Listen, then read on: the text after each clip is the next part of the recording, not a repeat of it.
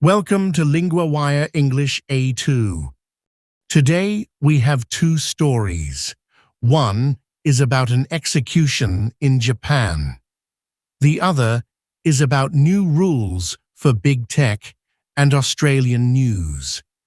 To help you follow today's episode, transcripts and vocabulary are at linguawire.com.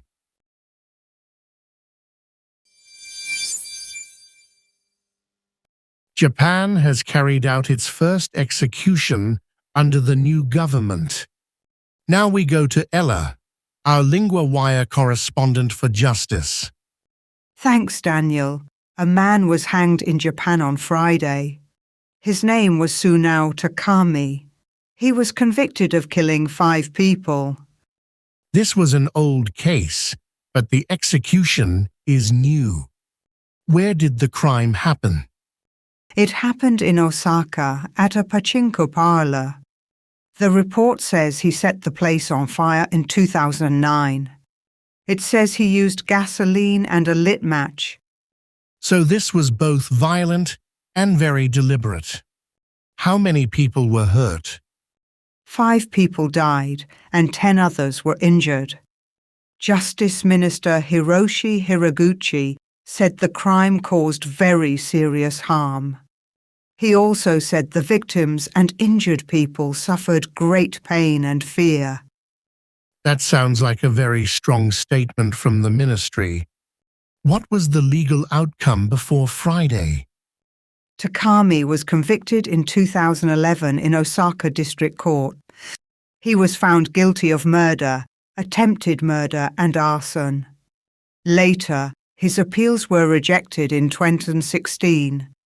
So the courts had already gone through the case. Did the minister say why the execution happened now? He said he ordered it after careful and thorough consideration. He also defended hanging as a valid method.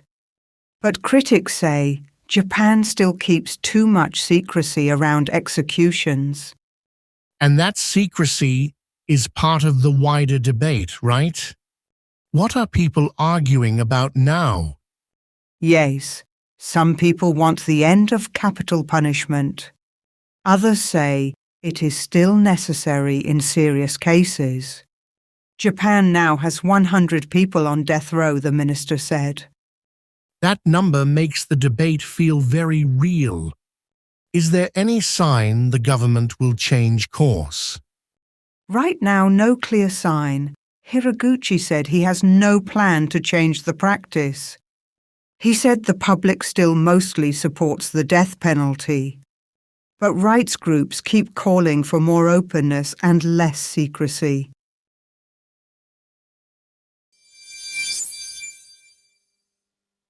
Australia has passed new laws for big tech and news.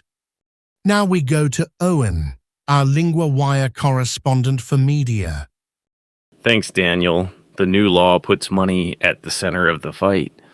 It says big platforms must make deals with Australian news publishers. So if they do not make deals, they still have to pay. What payment are we talking about?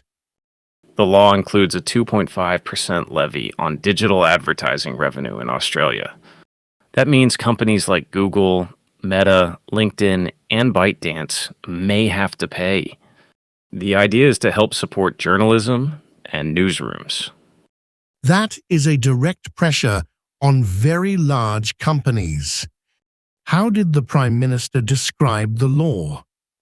Prime Minister Anthony Albanese called it a model for the democratic world.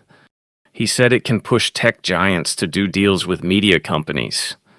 And if they do not, the money can help employ journalists. So the government sees it as support for news, not just a tax. How have the companies reacted? Meta has already called the measure indefensible and grossly unfair. The company says it may break the free trade deal with the United States. The White House also answered with accusations of foreign extortion. That is a very sharp response. What happens next between Australia and the United States? The report says this could become a wider trade fight. A tax and governance expert said the platforms have two main choices. They can negotiate with Australian media companies, or try to put pressure on Washington. And both choices sound costly. Could the US answer with trade pressure of its own? That is possible, according to the expert. He said extra tariffs on Australian exports could happen. So this is not only a media story, it is also a trade story.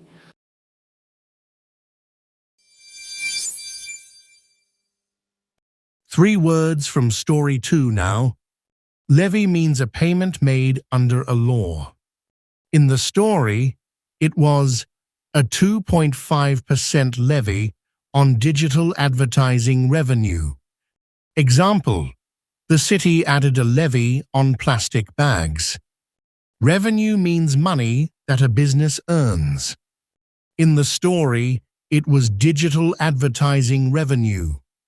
Example: the shop had higher revenue this month. Deal means an agreement between two sides. In the story, the law pushed companies to make deals with publishers. Example: they made a deal after a long talk.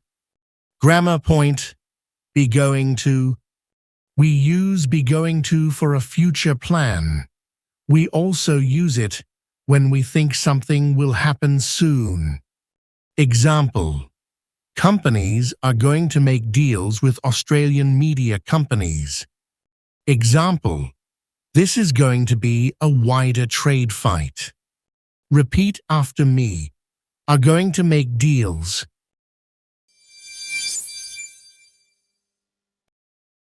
Thank you for listening to today's episode. Today, we ask one small favor.